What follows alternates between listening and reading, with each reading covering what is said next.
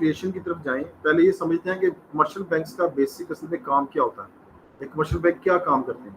तो commercial banks का जो बेसिक काम होता है वो ये होता है कि लोगों से पैसे लेके, तो वो पैसे से जनरेट करते हैं नया पैसा। वो कैसे पैसे से नया पैसा जनरेट करते हैं, उसकी सिंपल लॉजिक ये है कि हम लोग अपने डिपॉजिट जमा करवाते हैं बैंकों में, और फर्ज करो कि हम डिपॉजिट जो बैंकों में जमा कराते हैं वो 9.25 रेट ऑफ इंटरेस्ट आजकल चल रहा है। तो एक साल बाद बैंक हमें 1,09,000 रुपये हमें वापस करेगा, ठीक है, 9% अगर साफ करें।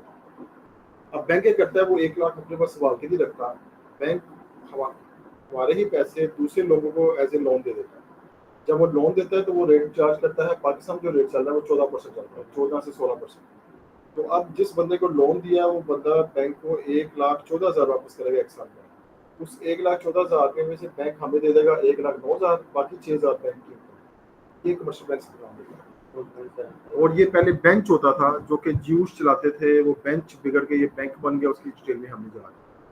फिर बैंक और काम भी करते हैं, बैंक हमारे यूटिलिटी बिल जमा करते हैं, डिपार्टमेंटल जो है FPR है उसका एज ए पेमेंट हम साथ जमा करवाते हैं। आपका चलान हो जाता है पुलिस रोड के ऊपर, तो उसके भी पैसे इधर जमा होते हैं।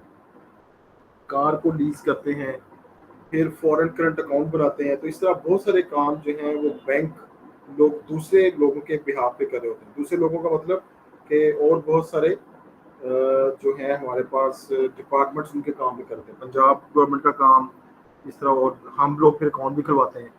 बिजनेसमैन के अकाउंट जो होता है उसे करंट अकाउंट कहते हैं। वैसे जो लोग सेविंग अकाउंट खुलवाते हैं वो 2 टाइप हो गए, तीसरा टर्म डिपॉजिट अकाउंट होता है। तो करंट अकाउंट और फॉरेन अकाउंट भी ये मेंटेन करते हैं। फिर ये टैक्स कलेक्ट करते हैं on the behalf of government, दोनों गवर्नमेंट, प्रोविंशियल गवर्नमेंट और दूसरी गवर्नमेंट, फेडरल गवर्नमेंट। फिर ये डिपॉजिट रखते हैं और परसेंटेज ऑफ कुछ परसेंटेज ऑफ रिजर्व ये सेंट्रल बैंक के पास भी रखते हैं। और फिर ये agent as an agent of payment on behalf of consumer, firm और गवर्नमेंट के तौर पे हमारे बिहाफ पे दूसरे लोगों को पेमेंट कर देते हैं, जो हम चेक इशू करते हैं। फर्म्स के बिहाफ पे कहीं पेमेंट करनी हो, इंश्योरेंस कंपनी को, कहीं भी। फिर ये हमारे फिर सेफ कीपिंग ऑफ वैल्यूएबल्स, हम जो बैंक में वो खुलवाते हैं लॉकर्स वगैरह, वो भी हमारे उधर ये काम करते हैं। कमर्शियल बैंक जो है क्रेडिट क्रिएट करते हैं, ये हमने इस पर फोकस करना है। अब इसकी तरफ जाने से पहले 3 चीज़ें और यहाँ बताइए कि बैंक का जो ऑब्जेक्टिव होता है कमर्शियल बैंक के, वो 3 ऑब्जेक्टिव होते हैं, प्रॉफिटेबिलिटी, लिक्विडिटी और सिक्योरिटी। ये MCQs में भी आया था और ये डाटा रिस्पॉन्स क्वेश्चन आया हुआ है।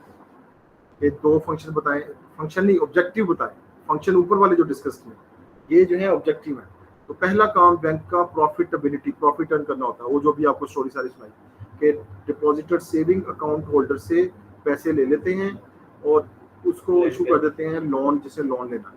तो उसमें जो डिफरेंस आएगा वो इनकी प्रॉफिटेबिलिटी होगी। एक और चीज भी तो करते हैं, सिक्योरिटीज खरीदना और buying and selling of securities करते हैं, ये इन्वेस्टमेंट से करते हैं। वो ऑब्जेक्टिव नहीं है ना इनका, वो फंक्शन में आ सकता है, वो भी डिस्कस करते हैं। वो उसमें इंटरेस्ट रेट ऑफ थ्योरी में आएगा। दूसरी चीज़ है लिक्विडिटी, कि बैंक जो हैं वो कुछ सारा पैसा जो हम पैसे बैंक में जमा करवाते हैं, बैंक सारा पैसा एज ए लोन ही दे देता है, उसमें से कुछ पैसे संभाल के भी रखता है। वो जो संभाल के रखता है इसलिए कि हम में से कुछ लोग जो डिपॉजिट करवाते हैं वो कुछ लोग पैसे इमरजेंसी की नीड में जाएंगे, तो अब ये नहीं कि बैंक आपको जवाब दे जी मेरे पास पैसे नहीं है। तो बैंक एक खास रेशो, वो भी हम देखें कितनी रेशो को सेट करते हैं, वो रेशो अपने पास रखते हैं, उसमें से लोगों को पैसे लिक्विड फॉर्म में कुछ पैसे अपने पास रखता है। तीसरी चीज़ सिक्योरिटी। सिक्योरिटी क्या चीज़ है कि बैंक जो है वो एज ए आपके पैसे को सेफ भी रखता है। सेफ का मतलब कि अगर आपके पैसे, जैसे जब बैंक में रॉबरी हो जाती है तो लेकिन बैंक आपके पैसे, ये नहीं कि आपके पैसे ले जाएगा, नहीं, आपके पैसे इंश्योर्ड होते हैं या उसके पास होते हैं, वो सेंट्रल बैंक उसकी हेल्प करता है। वैल्यूएशन में हमने बात लिखने का, changes in economic activity will have strong impact on commercial banks to review the balance of their objective. असल में इकोनॉमिक एक्टिविटी जब चेंज होती है तो इकोनॉमिक एक्टिविटी यानी कि बूम और रिसेशन, उसके बाद फिर ये बैंक उसको यूज करता है। अब ये लिक्विडिटी रेशो क्या चीज़ है? लिक्विडिटी रेशो का मतलब कि टोटल कैश हमने रिजर्व कितना करवाया और उसमें से टोटल डिपॉजिट लायबिलिटीज गवर्नमेंट उसने लोन कितना दे दिया उसमें से। ये भी हम नीचे चल के इसको डिटेल में डिस्कस करते हैं क्या चीज़ है। एसेट्स के, बैंक के एसेट वो होते हैं जो बैंक लोन देता है किसी और लोगों को। बैंक की लायबिलिटीज क्या है? जो हमने पैसे बैंक में जमा करवाए वो लायबिलिटीज हैं, वो बैंक की लायबिलिटीज है, बैंक ने हमें वापस कर दी। अब वो जो डिपॉजिट हम करवाते हैं वो उसके मुताबिक बैंक जो है वो लिक्विडिटी रेशो जनरेट करता है। जितनी लिक्विडिटी रेशो ज्यादा होती है उतनी मनी सप्लाई ज्यादा होगी, जितनी लिक्विडिटी रेशो कम होती है उतनी मनी सप्लाई कम होती है। लिक्विडिटी रेशो के लिक्विड फॉर्म में पैसे कितने बैंक अपने पास रखेगा। बैंक जो है कुछ पैसा अपने पास डे टू डे एक्सपेंसेस के लिए रखता है, वो भी असल में इसी लिक्विडिटी रेशो में ही काउंट किए जाते हैं। रिजर्व रेशो ये होता है कि liquidity ratio is set bye the central bank. एक ये लिक्विडिटी रेशो है, सेंट्रल बैंक खुद डिसाइड करेगा कि मैंने कितने पैसे अपनी पॉकेट में या अपने वॉलेट में, जो बैंक का जो कैशियर है वो उसमें वॉलेट ही है ना उसका, तो कितने पैसे रखने हैं एक बैंक खुद डिसाइड करता है अपने पास्ट एक्सपीरियंस से या अपनी डेली ट्रांजैक्शन से। और एक वो रेशो है जो कि सेंट्रल बैंक बताता है जी कम से कम इतने पैसे आपने अपने पास रखने हैं, बाकी आप लोन दे दो। वो जो सेंट्रल बैंक रेशो डिक्टेट करता है वो रिजर्व रेशो होती है। कैपिटल रेशो ये होती है कि अवेलेबल फाइनेंशियल कैपिटल कितना है और उसमें से रिस्कियर एसेट्स, कि जैसे एसेट जो कि बैड डेट हो जाएंगे वो कितने हैं। अवेलेबल फाइनेंशियल कैपिटल बैंक के पास जितना भी होता है वो रिटेन प्रॉफिट होता है, as well as new issued shares, जैसे न्यू शेयर इशू किए, गवर्नमेंट सिक्योरिटी इशूज की, ये आगे ठीक है जो आप कह रहे थे। नॉर्मली अज्यूम टू कैरी ये वो चीजें जिसपे रिस्क नहीं होता, ठीक है। जो रिटेन प्रॉफिट अपने पास रखा हुआ है, जो गवर्नमेंट सिक्योरिटी इश्यूज की हुई हैं और जो शेयर परचेज किए हुए हैं, न्यूली शेयर इशू किए हैं, इस पे वो नहीं होता, सिक्योरिटी का कोई इशू नहीं होता, रिस्क नहीं होता। The higher the capital ratio the commercial bank has the more unexpected loss. जितनी आप ज्यादा रेशो कैपिटल रेशो अपने पास रखेंगे उतनी अनएक्सपेक्टेड लॉस जो है वो होने के चांसेस है। और ये without giving out of the business, business से बाहर जाए बगैर, यानी कि बिजनेस छोड़े बगैर आप वहाँ पे, ये वो रिस्क की बात कर रहे हैं। अब क्रेडिट कैसे क्रिएट होगा ये समझ ले, कहानी सिंपल सी कहानी है। क्रेडिट क्रिएशन का मतलब होता है कि फर्ज कर लो कि बैंक ने अपने पास लिक्विडिटी रेशो रखी हुई है 20%, और हम अज्यूम ये कर रहे हैं कि सारी ट्रांजैक्शन लोग बैंकों के थ्रू करते हैं, लोग वॉलेट में या कैश अपने पास नहीं रखते, ये हम अज्यूम कर रहे हैं। ये बात अपने ज़हन में रखनी है, अजम्पशन नीचे भी आएंगी। वैसे अज्यूम हम ये कर रहे हैं कि पर्सन ए आया, उसने बैंक ए में डिपॉजिट करवा दिया $1000। बैंक ने क्या किया, उसका 80% लोन दे दिया और 20, ये जो रेशो LR लिखी हुई है, ये 20% अपने पास कैश रिजर्व रख लिया है। अज्यूम हम ये कह रहे हैं कि सारी ट्रांजैक्शन बैंक में जा रही है, तो जिस पर्सन को बंदे बैंक ने लोन दिया उसने बैंक बी में जाके पैसे जमा करवा दिए। बैंक बी ने क्या किया कि उसका उस 800 का 80% लोन दे दिया और 20% अपने पास रख लिया। और जो लोन दिया पर्सन सी को, वो गया तीसरे बैंक में, बैंक सी में, और ये उसने 640 रखा। तो अब ये चेन चलती चली जाती है और ये चेन इतनी लंबी जाएगी। हमने चेन बस 2-3 स्टेप के लिखने हैं, सारे नहीं लिखने हैं आपने पेपर में एग्जाम में। तो अब ये डिपॉजिट सारे जब हम जमा करेंगे ना एक खास स्टेज में, इसका फॉर्मूला भी है, वो फॉर्मूले की डिटेल में हम नहीं जा रहे, वो हम देखेंगे कि इसने 1000 रुपया जो जमा करवाया वो अब कितने पैसे बन गए हैं, 5000 बन गया। इस 5000 में से 1000 रुपया आपका है, तो बाकी 4000 बैंक ने क्या दे दिया, लोन दे दिया। और इस जो बाकी 1000 है, उस 1000 में से 200 बैंक ए में पड़ा हुआ है, 160 बैंक बी में पड़ा हुआ है, और तीसरे बैंक में बैंक 128 और 102। तो इस तरह ये पैसा आपका 1000 बैंकों के अंदर ही है। उससे बैंक ने देखो 4000 रुपया जनरेट किया। ये है मैजिक जो कि कमर्शियल बैंक करते हैं। ठीक है, तो सोचो उस आदमी को जिसने बैंक बनाए होंगे। कमर्शियल बैंक जो है प्रिंट नहीं करते मनी प्रिंट कौन करता है, वो सेंट्रल बैंक करता है। तो कमर्शियल बैंक क्या करता है, कमर्शियल बैंक ये वाला पैसा जनरेट करता है। लेकिन क्या लोग लोन लेने के लिए तैयार हैं, ये असम्पशन है। क्या इतना बैंकिंग सिस्टम है कि जिस बंदे को लोन दिया वो सारे बैंक में जा रहे हैं?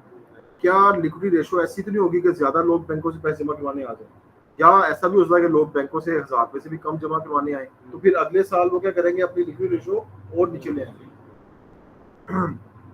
क्रेडिट मल्टीप्लायर हम कैसे निकालते हैं, ये 1/LR, ये एमसीक्यूज का क्वेश्चन है। 1/LR, LR का मतलब ये भी आपको बात समझ आएगी। LR अभी हमने आपको बताया कि ये 20% रेशो, ये वाली, ये 20%, 1/20 लिखे तो ये 1/20% लिखना है, ये पर्सन यहाँ मिसिंग है। पर्सन जब लिखोगे तो ये इसका आंसर आएगा 5। तो क्रेडिट मल्टी, अगर आपकी LR रेशो 20% है तो आपने जो पैसा जनरेट किया वो 5 टाइम्स, देखो जरा कैसे, 1000 रुपया आया था, 1000 का 5 टाइम करो तो कितना हुआ, 5000। इस तरीके से आप निकाल सकते हैं कि अगर लिक्विडिटी रेशो 20% है तो कितना निकलेगा। तो जो भी रेशो गिवन हो वहां से आप निकाल सकते हैं कि आपका पैसा कितना जनरेट कर सकते हैं। और आगे चलें, सेकंड फार्मूला क्या है कि total deposit divided by initial deposit, ये भी इसका फार्मूला है। इससे ज्यादा नहीं जनरेट हो सकता? इससे ज्यादा भी हो सकता है, वो डिपेंड किस पे करेगा। जितनी ये रेशो एलआर जितना कम होता जाएगा ठीक है, उतना ज्यादा होता जाएगा, एलआर जितना ज्यादा होगा उतनी मनी सप्लाई कम होगी, ठीक है। अच्छा, इसका एक और फार्मूला है, total deposit divided by initial deposit, ये किसका फार्मूला है? क्रेडिट मल्टीप्लायर का। एक और फार्मूला दूसरा, total deposit divided by initial deposit. Total deposit कितने हैं? 5000, एक 1000 इनिशियल डिपॉजिट था तो ये भी 5 आता है।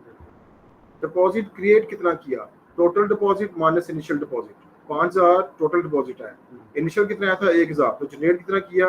4000। तो ये हमारा जो है वो क्रेडिट डिपॉजिट, क्रिएटेड डिपॉजिट ये है, ये क्रेडिट क्रिएट किया हमने। तो ये वो स्टोरी जो एग्जाम में आ सकती है। अब इसकी कुछ अजम्पशन है। अजम्पशन क्या है कि liquidity ratio will be fixed by the central bank, well established banking system होना चाहिए, कंज्यूमर प्रेफर करे to save money in bank rather than keep cash, continuous withdrawal and deposit cycles must exist, यानी कि ये ना हो कि लोग पैसे डिपॉजिट करवाएं उसके बाद विड्रॉल करवाएं, तो विड्रॉल और ये वाला सारा साइकिल चलता रहना चाहिए। Bank only keep small fractions as cash, वो एलआर जो बताया। Commercial banks make it possible to attract new loan, अगर नए लोग लोन लेने नहीं आएंगे तो फिर आपका काम नहीं चलेगा। बैड डेट्स और doubtful debts ratio should be small, ये ना हो कि जिन लोगों ने लोन लिया वो पैसे लेके भाग जाए। फिर central bank does not restrict credit creation, वो कम नहीं करेंगे बल्कि उसको इंक्रीज ही करेंगे। अब इसकी वैल्यूएशन पॉइंट क्या है?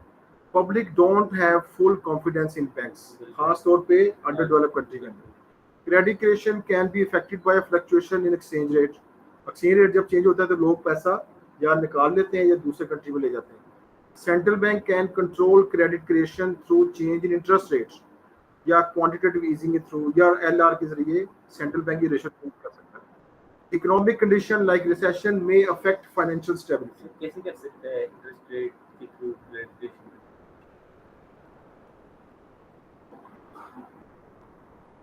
अच्छा ठीक है। इकोनॉमिक कंडीशन जो है लाइक रिसेशन में अफेक्ट फाइनेंशियल स्टेबिलिटी, अगर इकोनॉमिक कंडीशन रिसेशन आ जाए तो फिर लोग ना तो पैसा जमा करवाएंगे, फिर लोग पैसा यूज करेंगे, बैंकों में जमा नहीं करवाएंगे। और इंटरेस्ट रेट के चेंज होने से, इंटरेस्ट रेट देखो कैसे चेंज, इंटरेस्ट रेट अगर ज्यादा कर दिया जाए लोन के ऊपर तो लोग लोन लेंगे ही नहीं, इसलिए इंटरेस्ट रेट इफेक्ट करेगा। फिर क्वांटिटेटिव ईजिंग, क्वांटिटेटिव ईजिंग होती है कि बैंक सेंट्रल बैंक क्या चाहता है, लोगों के पास पैसा हो तो फिर इंटरेस्ट रेट कम कर दिया जाएगा। क्वांटिटेटिव टाइटनिंग भी होती है कि गवर्नमेंट चाहती है सेंट्रल बैंक की तरह लोगों के पास पैसा ना हो तो फिर इंटरेस्ट रेट ज्यादा कर दिया जाता है। और एलआर रेशो, ये सारे आपने वैल्यूएशन पॉइंट लिखने हैं। लोअर डिपॉजिट में अफेक्ट क्रेडिट क्रिएशन, अगर लोग डिपॉजिट ही कम जमा करवाएं, बैंकों में पैसे जमा करवाएंगे नहीं तो क्रेडिट क्रिएट नहीं होगा। क्रेडिट वर्थीनेस बिजनेस होना चाहिए, में अफेक्ट क्रेडिट क्रिएशन, आपका बिजनेस कंट्री के अंदर कितना क्रेडिट वर्थीनेस है, लोग क्रेडिट बिलीव भी करते हैं कि नहीं करते। सेंट्रल बैंक के फंक्शन क्या है? सेंट्रल बैंक इशू करता है करेंसी नोट और स्टेबलाइज करता है मनी सप्लाई को, ये एक्ट करता है as last resort for banks, maintain करता है national debt and foreign currency reserve, supervise करता है, कंट्रोल करता है फाइनेंशियल इंस्टीट्यूशंस को इन द इकोनॉमी, कंट्रोल और formation of credit and monetary policy, और मेंटेन करता है प्राइस स्टेबिलिटी फिस्कल पॉलिसी के जरिए, सॉरी मॉनेटरी पॉलिसी के जरिए। मनी सप्लाई क्या होती है? मनी सप्लाई वो जो एक वक्त में पैसा प्रिंट किया और वो प्रिंट करके मार्केट में फेंक दिया, यानी कि उसे यूज ऑन करते हैं। तो सेंट्रल बैंक कंट्रोल करता है, सुपरवाइज करता है, मेंटेन करता है मनी सप्लाई को, और at any given time money supply fix होती है। इंटरेस्ट रेट ज्यादा हो तो ये मनी सप्लाई इधर, और ये मनी सप्लाई का इससे फिर लिंक नजर नहीं आ रहा, इंटरेस्ट रेट नीचे है या ऊपर, इंटरेस्ट रेट ये फिक्स है। ये मनी सप्लाई की ये डायग्राम आपने याद रखनी है, क्योंकि अब समझो ये हमारा यहाँ से क्वेश्चन जो है थोड़ा सा स्टार्ट हो रहा है, how interest rate are determine in the market. तो कॉमन सेंस आप हमेशा याद रखें, इंटरेस्ट रेट जो है वो डिटरमिन होगा मनी सप्लाई से और मनी डिमांड से। तो अब हम मनी सप्लाई डिस्कस करने लगे, फिर हम मनी डिमांड डिस्कस करेंगे, दोनों को ज्वाइन कर देंगे तो आ जाएगा इंटरेस्ट रेट डिटरमिनेशन। तो यहाँ से आपका क्वेश्चन शुरू हो गया कि how interest rate determine in the economy. इसके हम आगे जाके दो टाइप बना देंगे। खैर मनी सप्लाई फिक्स है क्योंकि इंटरेस्ट इन इलास्टिक है। Change in reserve ratio LR की वजह से मनी सप्लाई चेंज होगा। एलआर रेशो जितनी कम होगी उतनी क्रेडिट क्रिएशन ज्यादा होगी, ये रेड वाला देखो, और उतनी मनी सप्लाई भी क्या होगी ज्यादा, ठीक है। हाँ जी, और क्वांटिटेटिव ईजिंग या ओपन मार्केट ऑपरेशन क्या होता है, ये सेंट्रल बैंक उसका यूज करता है जब मनी सप्लाई को इंक्रीज या डिक्रीज करना चाहता है। वो कैसे इंक्रीज डिक्रीज करेगा? Buying and selling of bonds and securities. अब बॉन्ड और सिक्योरिटीज की सिंपल दास्तान समझें, कोई लंबी चौड़ी।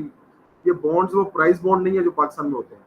ये बॉन्ड्स वो हैं जिन इंटरेस्ट बेरिंग है, कि आप पैसा जमा करवाएं बैंक में, बैंक आपको एक बॉन्ड या एक सर्टिफिकेट दे देता है, उस सर्टिफिकेट को बॉन्ड कहते हैं। तो जाहिर है लोग बैंक में पैसा उसको जमा करवाते हैं जब इंटरेस्ट रेट ज्यादा हो। तो रिडेम्पशन बॉन्ड, रिडेम्पशन के बैंक पैसा वापस ले लेगा। किससे? पब्लिक से। More money in the hands of public. जब पब्लिक से पैसा लेगी, रिडेम्पशन का मतलब क्या होता है कि बैंक, सेंट्रल बैंक क्या करे, उसे रीगेन कर ले, तो पैसा लोगों के पास आ जाए। क्योंकि जो लोगों के पास बॉन्ड है, गवर्नमेंट कहेगी मेरे बॉन्ड वापस कर दो। जब गवर्नमेंट कहेगी बॉन्ड वापस करो, तो आप बॉन्ड वापस कराएंगे तो पैसा आपके पास आ जाएगा, या सर्कुलेशन मनी राइज करेगी और मनी सप्लाई भी राइज करेगी। अच्छा, कमर्शियल बैंक के पास भी होते हैं बॉन्ड्स, तो more money available as cash reserves, credit creation भी अवेलेबल होगी, मनी सप्लाई भी ज्यादा होगी। गवर्नमेंट बॉन्ड इशू करती है पब्लिक को उस वक्त जब गवर्नमेंट चाहती है कि मनी सप्लाई कम हो, तो गवर्नमेंट बैंक बॉन्ड इशू करेगी, आप बॉन्ड परचेज करेंगे, बॉन्ड आपके पास आ जाएंगे, पैसा सेंट्रल बैंक में, तो मनी कंट्री के अंदर कम हो जाएगा।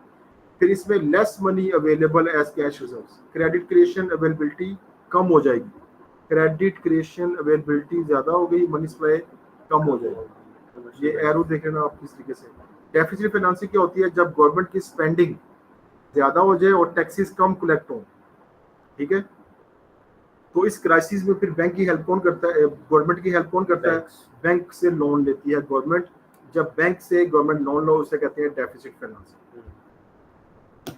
तो गवर्नमेंट ये भी कर सकती है increase in sale of bonds and securities, bond और सिक्योरिटी ज्यादा इशू किए जाएं कमर्शियल बैंक को, कमर्शियल बैंक मार्केट में बेचेगा, पैसा उधर आएगा। Increase in government spending through taking loans from the central bank, government भी बैंक से लोन लेके उसे मार्केट में स्पेंड करेगी। प्राइवेटाइजेशन से भी मनी सप्लाई अनचेंज होती है। Increase in sale of bond से money supply unchanged. Change in discount rate, discount rate क्या होता है? Form of charges at which central bank issue loan to the central bank. Money supply कम नहीं हो जाएगी? ये ऊपर जो ये कुछ ऐसी चीजें हैं जो डिबेटेबल है, तो यहाँ इक्वल साइन लगाना। ये इसने बहुत सारी डिबेट की है आपकी बुक के अंदर, लेकिन हम डिबेट में नहीं जा रहे फिलहाल, ये सिर्फ कंसेप्ट समझिए। अब ये बुक जरूर पढ़नी है आपने, नोट्स की बातें पढ़े ना। Change in discount rates, discount rate क्या है? ये form of charges at which central bank issue loan to the commercial bank. एक वो रेट है जो कमर्शियल बैंक को चार्ज करता है सेंट्रल बैंक, उसे डिस्काउंट रेट कहते हैं। एक वो इंटरेस्ट रेट है जो पब्लिक को चार्ज करता है, उसे इंटरेस्ट रेट कहते हैं। जो बैंक वाले मुलाजिम होते हैं उसको बड़े चीपर रेट पे लोन मिल जाता है, सेंट्रल बैंक को डिस्काउंट रेट दे रहा होता है। क्वालिटेटिव ईजिंग, क्वालिटेटिव मेजर क्या होता है कि सेंट्रल बैंक जो है वो इशू करता है special direction to the commercial bank के पैसे लोन नहीं देने या देने हैं, दोनों इंस्ट्रक्शंस ऊपर से आती हैं। अब यहाँ पे वैल्यूएशन पॉइंट है कि changes in balance of payment, valuation point में शायद आगे लिखा होगा कि सम टाइम जो सेंट्रल बैंक कमर्शियल बैंक है वो सेंट्रल बैंक की इस बात को नहीं मानते, क्योंकि कमर्शियल बैंक का बेसिक बिजनेस क्या है? लोन देंगे तो पैसे देंगे होगा। तो ये वैल्यूएशन पॉइंट है, ये आप देखेंगे। Changes in balance of payment वो भी इफेक्ट होता है जब मनी सप्लाई ज्यादा या कम होती है, ये होती है एक्सपोर्ट और इंपोर्ट की वजह से। तो मनी सप्लाई सेंट्रल बैंक ज्यादा या कम कर सकता है। अब ये आ गया इंटरेस्ट रेट की डिमांड फॉर इंटरेस्ट रेट। अब ये डिमांड फॉर इंटरेस्ट रेट कहाँ से आया? अब इसके लिए जरा बुक से, यहाँ मेरे 2 पेज मिसिंग है, वो हम बुक पे से करते हैं। अब कीज ये कहता था कि लोग जो डिमांड फॉर मनी है ना, लोग डिमांड फॉर मनी का मतलब people want to hold cash, या कि लिक्विड फॉर्म में पैसा अपने पास रखेगा। लिक्विड हम टर्म यूज करते हैं जो पैसा जल्दी से यूज कर सके, उसे लिक्विडिटी कहते हैं। लेकिन लिक्विड पैसा वो जो आपकी पॉकेट में यानी कि आपके वॉलेट में पड़ा हुआ। अब लोग पैसा क्यों रखना चाहते हैं अपने पास? उसकी 3 रीजन होती हैं। सबसे पहली रीजन है ट्रांजैक्शन मोटिव, ये हाईलाइट किया हुआ ट्रांजैक्शन मोटिव। ये ट्रांजैक्शन मोटिव क्या होता है कि लोग अपने पास पैसा होल्ड करते हैं एवरीडे एक्सपेंसेस के लिए और एवरीडे पेमेंट्स के लिए। कौन लोग? 3 लोग, हाउस होल्ड, फर्म्स और गवर्नमेंट। हाउस होल्ड ने डेली एक्सपेंसेस करने हैं, फर्म्स के भी डेली एक्सपेंसेस होते हैं, गवर्नमेंट के भी होते हैं।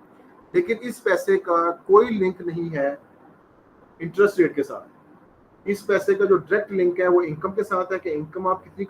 अब अमीर की जेब के वॉलेट में ज्यादा पैसे होते हैं, गरीब की वॉलेट में कम पैसे होते हैं। तो इसका डायरेक्ट लिंक है, जिसकी इनकम ज्यादा उसके ट्रांजैक्शन ज्यादा, जिसकी इनकम कम उसकी ट्रांजैक्शन कम।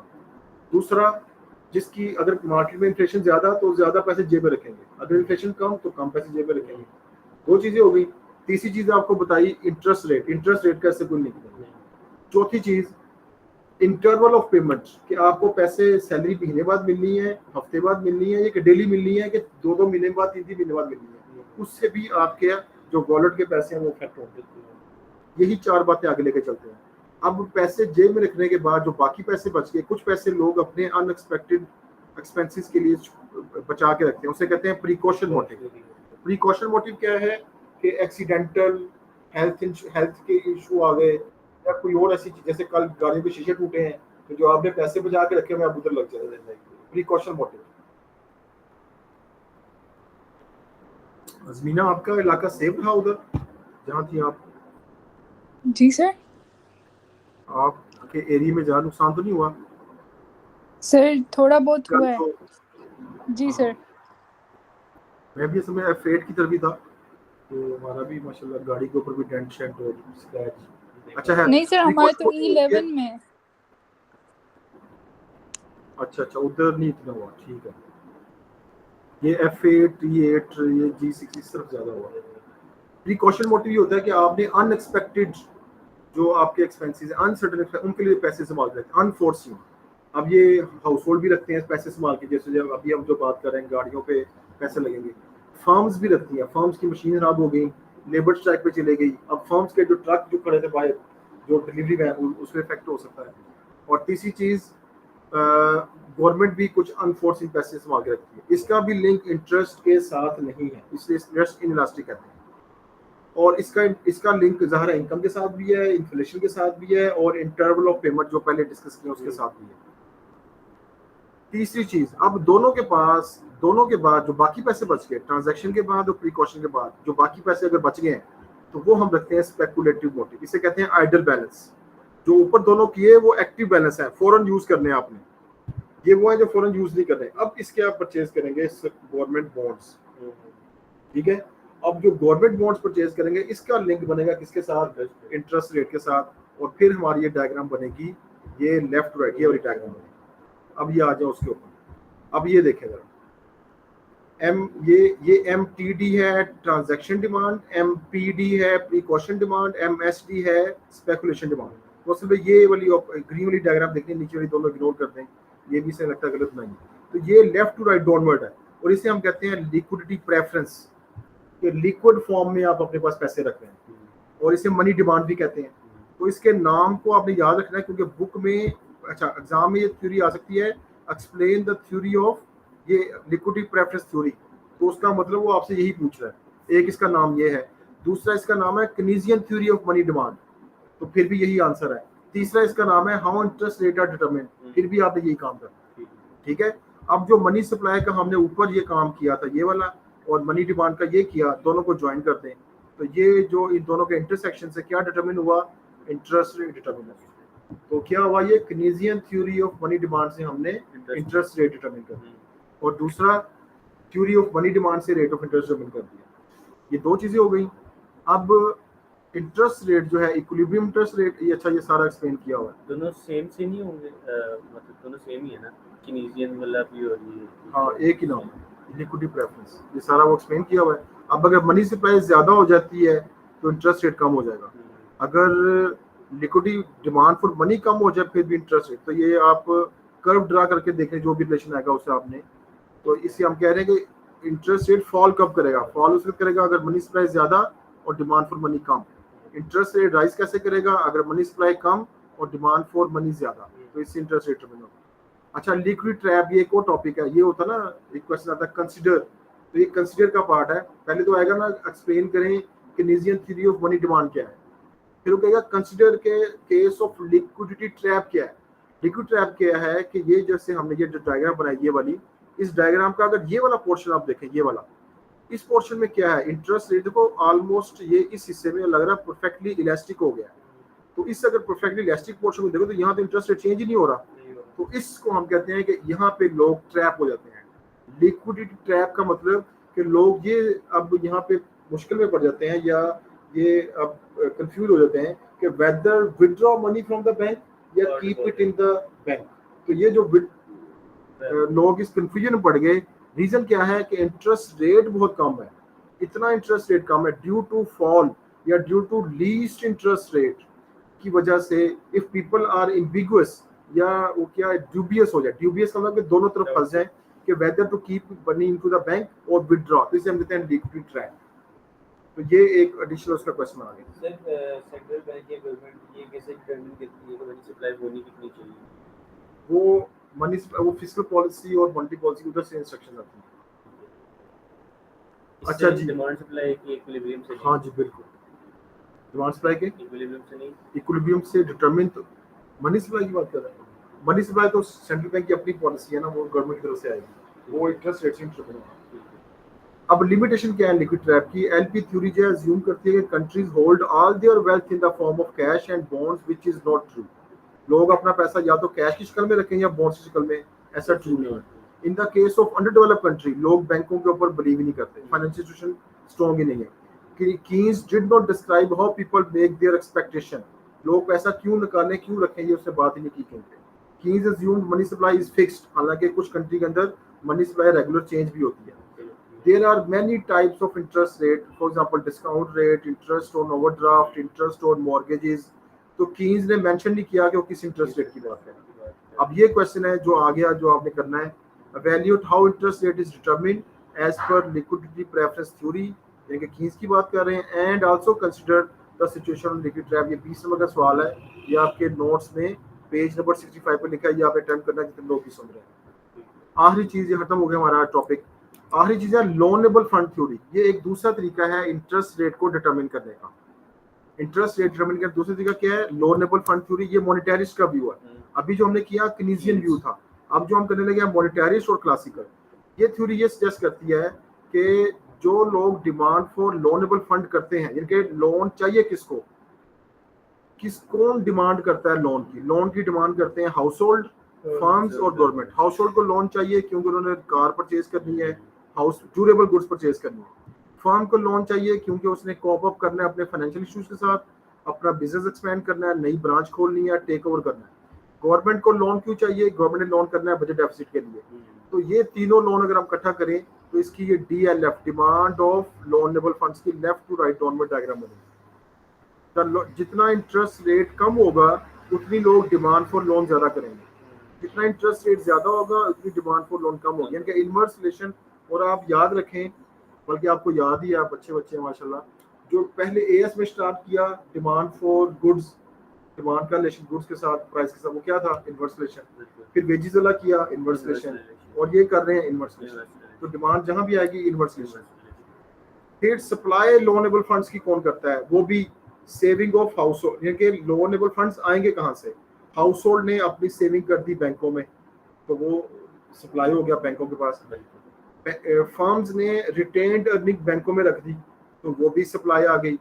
गवर्नमेंट ने अपने जो टैक्स इकट्ठे हुए वो भी कहाँ रख दिए? बैंक में। तो ये सारे पैसे वहीं से आए बैंक में। तो सप्लाई ऑफ लोनेबल फंड ये कहाँ से? इसका लिंक है, डायरेक्ट लिंक है। इंटरेस्ट रेट ज्यादा तो सप्लाई ऑफ लोनेबल फंड ज्यादा, इंटरेस्ट रेट कम तो सप्लाई ऑफ लोनेबल फंड्स कम। अब इन दोनों को ज्वाइन कर दें, demand of loanable funds, supply of loanable funds, तो इसकी वजह से रेट ऑफ इंटरेस्ट ड्रिवन होगी।